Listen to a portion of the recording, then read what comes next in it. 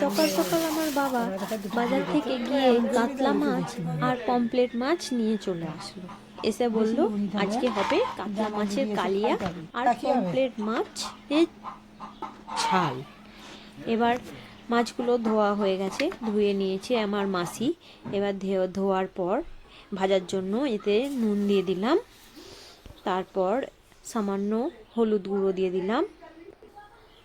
এবার এতে সামান্য জিরে গুঁড়ো অ্যাড করে দিলাম, এক চামচ করে। তারপর এটাকে আমি মিক্স করে নেব। এবার মিক্স করার পর কড়াইতে তেল দিয়ে দিলাম। তেল দেওয়ার পর এবার এতে একটা একটা করে মাছ দিয়ে দিলাম। তেলটা গরম হওয়ার পর একটা একটা করে মাছ দেওয়ার পর দেন এটাকে এবার ভালো করে ভেজে নেব।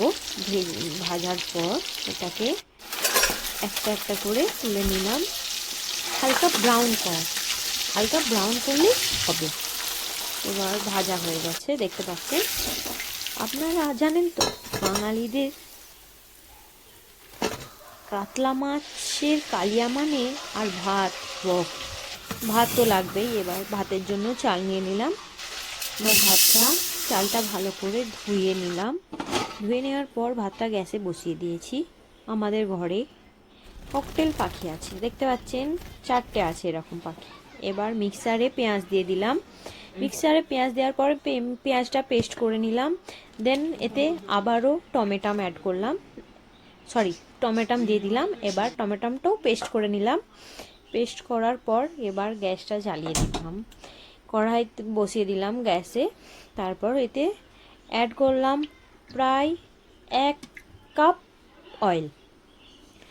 এবার তেলটা গরম হয়ে যাবার পর পেঁয়াজ দিয়ে দিলাম। পেঁয়াজটা হালকা ব্রাউন করার জন্য এতে তারপর 4টে এলাচ দিয়ে দিলাম, 2টো তেজপাতা। এবার পেঁয়াজটা হালকা ব্রাউন করে নেব। এতে আবার পেঁয়াজের পেস্টটা অ্যাড করে দিলাম। দেন এটাকে এবার নাড়াচাড়া হালকা করে নেব।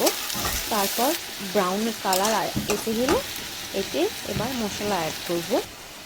তো প্রথমে আমি 1 চামচ নুন দিয়ে দিলাম, তারপর 1 চামচ হলুদ গুঁড়ো, 1 চামচ লঙ্কা গুঁড়ো, যে ঝাল বেশি খেতে চাইবে একটু বেশি দেবেন, 1 চামচ জিরে গুঁড়ো, 1 চামচ ধনিয়া গুঁড়ো।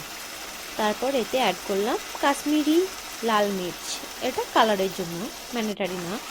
তারপর 1 চামচ আদা রসুনের পেস্ট।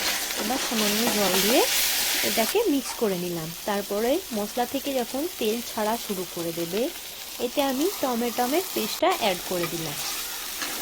তারপর ওটাকে ভালো করে নাড়াচাড়া করে নিলাম।